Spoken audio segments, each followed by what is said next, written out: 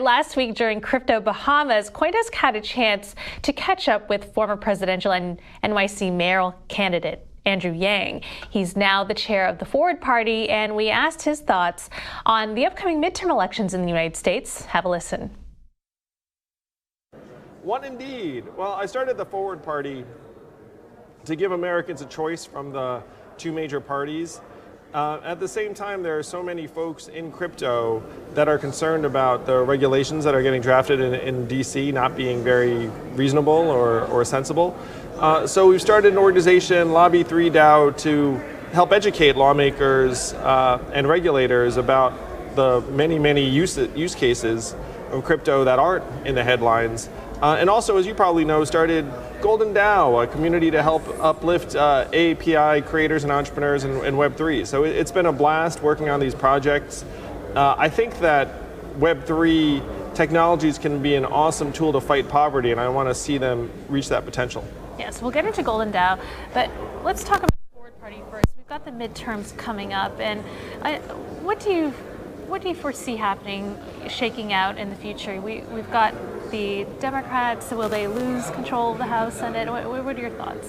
I'm not breaking any news by saying that the Republicans are very favored to take the House for sure, and probably the Senate.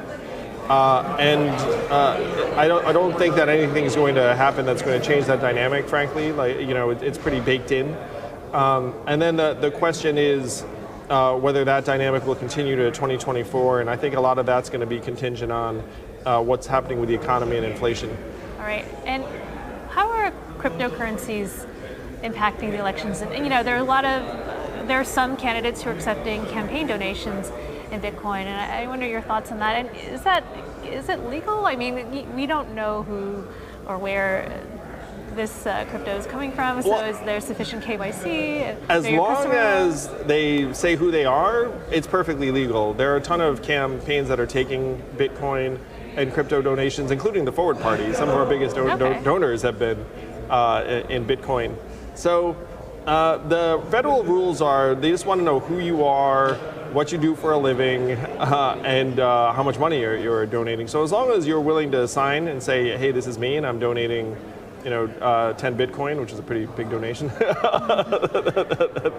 then it's perfectly kosher. Are you supporting crypto candidates, fellow crypto candidates for the midterms?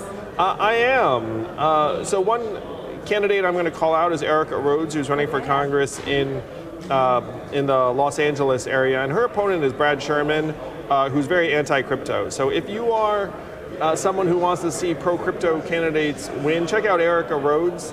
But there are other candidates around the country who are making a positive case. It's just not always as stark as that race because her opponent happens to be one of the most anti-crypto folks in DC. He has said that he wants to ban cryptocurrencies. And yeah, you got to get Brad Sherman out of there, Rhodes in. Check it out. Look it up, Brad Sherman. And so you said you've been getting big campaign donations for a Forward Party from crypto donors? Yeah, our single biggest donation was in essentially Bitcoin. And if you think about it, the ethos of the crypto community, where does it fall politically? I'm going to suggest it's certainly not Democrat or Republican. It's kind of apolitical, libertarian, independent. And a lot of those folks, including a lot of the folks I've talked to here in the last number of hours, are really excited about having some kind of alternative or reorientation of our political system. It's very analogous to what's happening with crypto in the traditional financial system. You have the traditional political system with only two parties that don't really represent the viewpoints of most of the people here in this community or really around the country. All right. So let's talk a bit about, well, actually, there's a lot of macro uncertainty right now with the war in Ukraine, with inflation. I wonder your thoughts on how that will impact the midterms. Well, it's one of the reasons why this cycle is going to be so punishing for Democrats is that if you show up to the gas station and gas is more than $4 a gallon, that hits you every single time when you go to the grocery store and buy food for your families. And so inflation is at multi-decade highs, and American consumers are seeing it every day, and I think that's going to unfortunately, it's going to to play out in the midterms in terms of their response to the people who are currently in power. How would your foreign policy be if you were to think about it? How, the relationship between China and Russia and the United States. How would from a U.S. perspective, how would you not lose that relationship with China out to Russia? I'm someone who's very intent on what's happening in Ukraine. It's really unconscionable what Putin's done. It does heighten, in my view, the need to try and build more open lines of communication between the U.S. and China to avoid a new Cold War or worse, and that dynamic is building up. And if you rewind a number of weeks or months ago, people would not have thought that Russia would invade Ukraine. They would say, like, that's just a bridge too far, they're not going to do it, and then here we are. We're at a point in human history now where things that you wouldn't have thought were possible are on the table, and so you have to reinvest in trying to make sure that massive powers like the US and China at least can talk to each other enough to avoid that kind of global issue from reaching a point that some of us would have thought was just unimaginable. You talked about the UBI a lot in your previous campaigning. I wonder how crypto could fit in with that concept. What's fun, Christine, is that when I was running for president, the first community that embraced me was the crypto community. I spoke at Consensus in 20... I remember that. I was watching it. Yeah, there we go. It was Consensus in 2018, 19. Blockchain for good, and people just got it.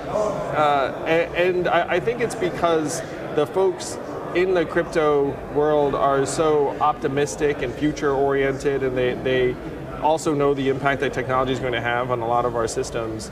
And so when you said something like, hey, we should have UBI, there were many, many people here who were like, yeah, that makes sense, even before it made sense to a lot of other people. And so I'm working on anti-poverty initiatives in Web3, which, by the way, will have the positive impact of helping improve the regulatory and political and media environment in DC. Because when I talk to lawmakers, or my team talks to lawmakers, their single biggest question is, okay, like, point me to the community that is using these technologies to improve their lives. And it's not about speculation, it's not about these other things.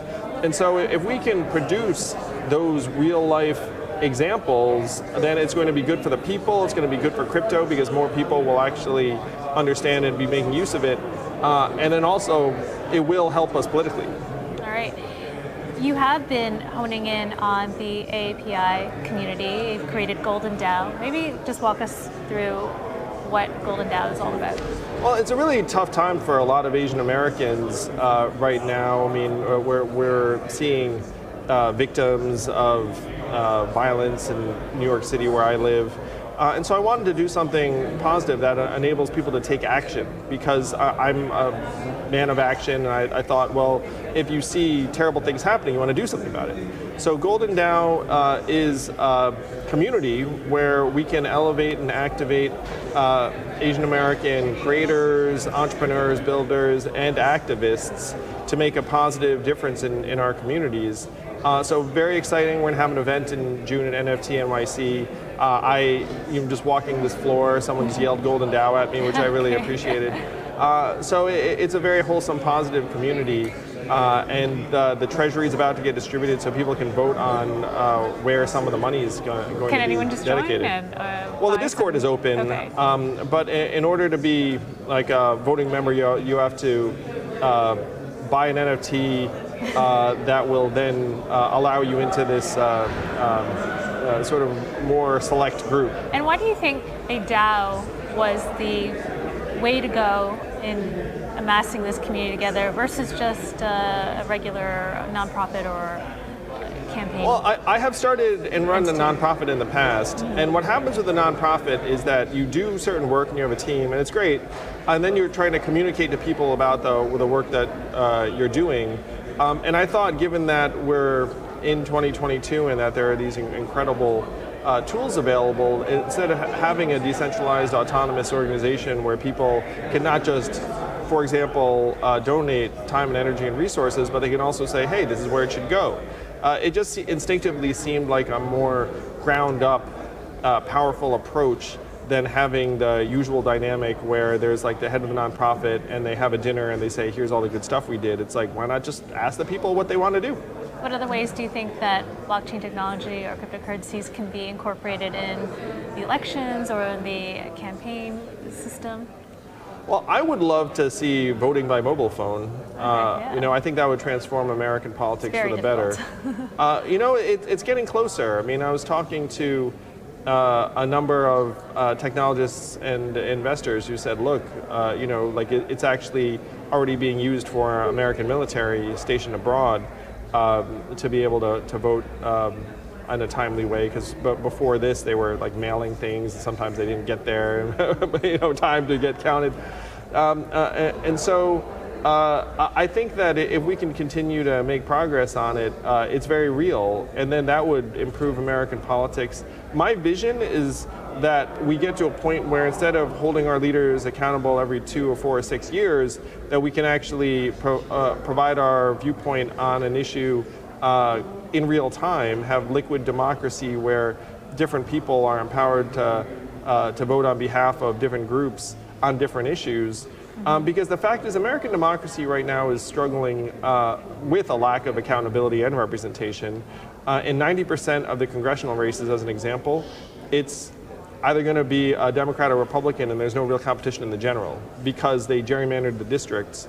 So in that system, people get more and more frustrated. Right. The way to alleviate that is to use some of these tools in a way that can demonstrate that democracy is actually able to evolve and advance.